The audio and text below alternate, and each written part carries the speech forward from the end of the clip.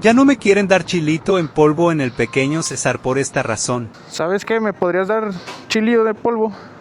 Porfa. No, porque ya vi tu video donde los haces. ¿Dónde los repartes? Carnal, irate en Chile. Necesita novia urgentemente. Bueno, era sobrecitos de chile. No, de ese no, güey. ¿Cuál video? Un video donde estaban unos excelentes. No, yo no soy ese. Ay, ¿cómo que no? ¿Cómo que no? Gracias. Ya ven, bandita, ya no me quieren dar chile. Actúas en forma extraña últimamente.